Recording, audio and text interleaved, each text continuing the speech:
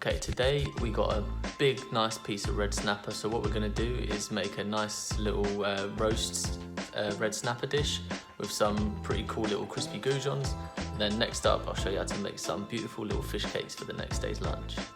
Enjoy. Now, as you can see, this is a pretty big piece of fish. Basically have a nice fish steak each. And then I'm going to chop off the ends and use those for fish cakes for lunch tomorrow. And then I'm going to trim off this nice piece here and then cut it into strips and make them into crispy little curled up fish goujon. Pepper, salt, teaspoon, smell paprika.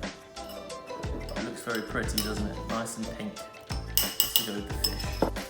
Oil the foil, add the fish, add the tomatoes and garlic and wrap it up. Don't forget to season. Now I'm just going to put that in. Now, rice is something that people, especially white people, I admit, struggle with. I know I've struggled in the past, but now I'm pretty confident that I can get it right every time.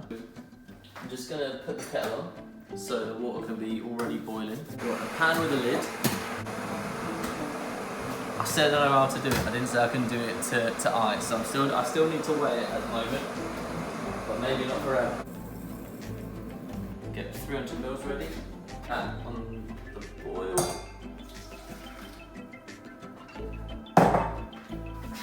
Whack in a little bit of salt just for flavour.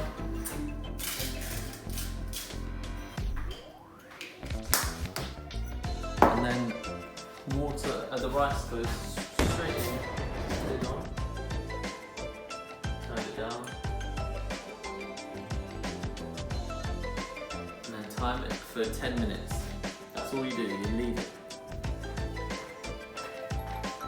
Okay, so now that the timer's gone off on the rice and it's been going for 10 minutes, I'm just gonna take it off the heat and leave it to sit for 10 minutes. Lid's still on. So this is gonna be a very, very simple dressing. Sesame oil. Pre-prepared ingredient alert, alert. No.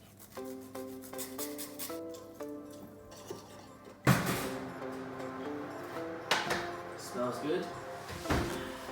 Just have a look in our little parcel we created. Nice and steamy. Oh yes. That looks absolutely beautiful. Here's our dredge we made earlier, some milk and some plain flour. Dip the fish into the flour first, then into the milk, and then into our dredge. Spiral it up.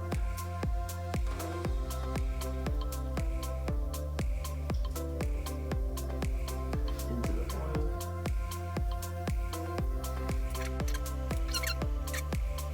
Frying this fish, give it a crispy skin. Skin side down, fluff up the rice a bit.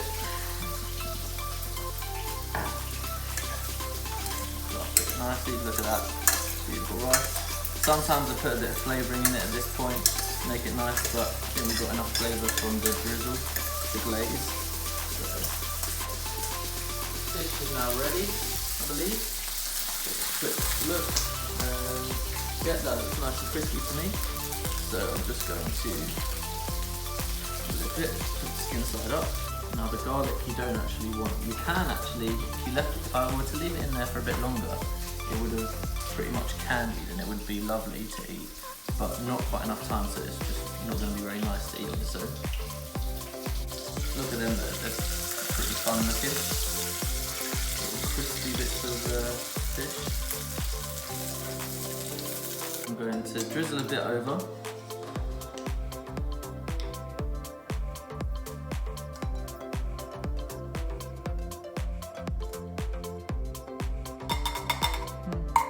Perhaps a bad idea. There's not much left in there, is there? I'm just also going to add some of the lime as a little wedge to squeeze over on the side. Just presentation.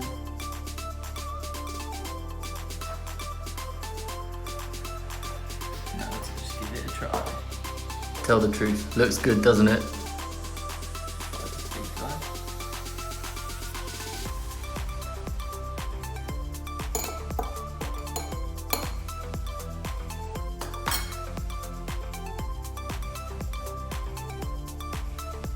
beautiful.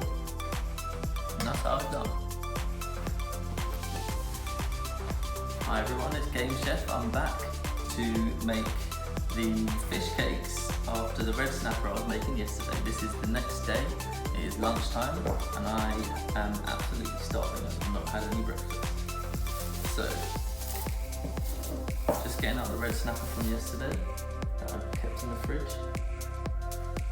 I'm just going to peel the skin off because I don't really want the skin inside the fish cake. And I'm also going to make a nice little garnish out of the skin. That was a lot harder than I hoped.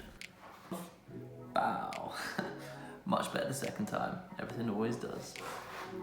Okay, now I'm just going to chop this into little chunks. Okay.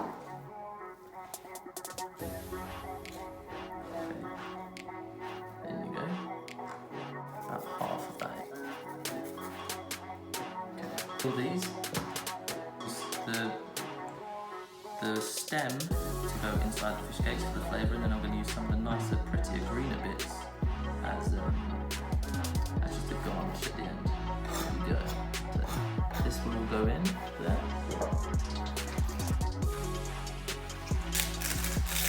Obviously there's some extra virgin olive oil. Not only is she a virgin, but she said she'll never ever have sex.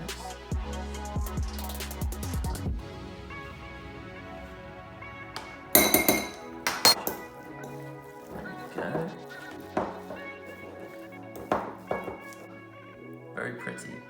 Okay, so now I'm going to put both pans on. One pan for the skin so I can make it crispy, and then one pan for the actual fish cakes. So as the pans heat up, I'm just going to try and form these little balls. Now, roughly equal size. Plop.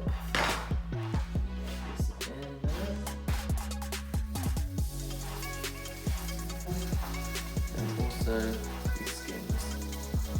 You season the skin with a little bit of salt while they cook. Now what I'm going to have it with is some nice sweet chili sauce. Now I do not have the confidence to make this myself, and it seems like a lot of work, maybe at some point, but this is a brand that my mum always used to take us to China. Oh, here we go. And go to He's off. Some of the stores there, and we always used to get a nice bottle of this. It's so nice for dipping in spring rolls, even putting over your fried egg on toast. Absolutely love it. Nice and crispy.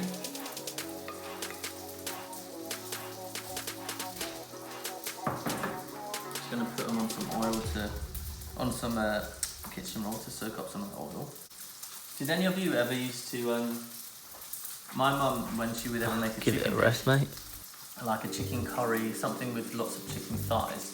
If she'd make a chicken curry, I would, as a little bit of an annoying brat, I would sometimes moan if the chicken skin was on it inside the curry, because it wouldn't always be crispy. It would sometimes just go a bit soggy and a bit mushy. So what she used to do as a treat before she'd make a big dish like that is she'd just peel off the chicken skin, chop off the chicken skin, and then fry that, and then me and my brother would just have a few pieces of chicken skin to just eat. And she'd just put a bit of salt on it, and it'd be the nicest thing. And this is what this reminds me of. Absolutely wonderful.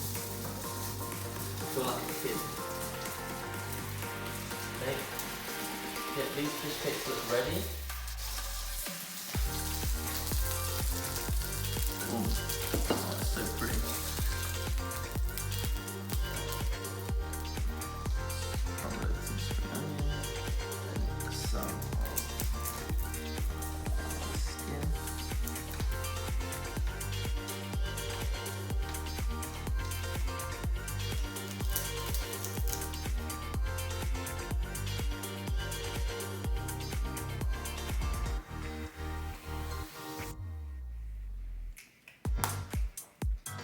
Now that is a lovely little lunch for you and your missus.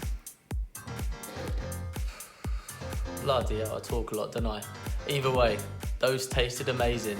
So if you enjoyed that, make sure you like, subscribe, share with all your friends, and stick with me. More to come. See you later.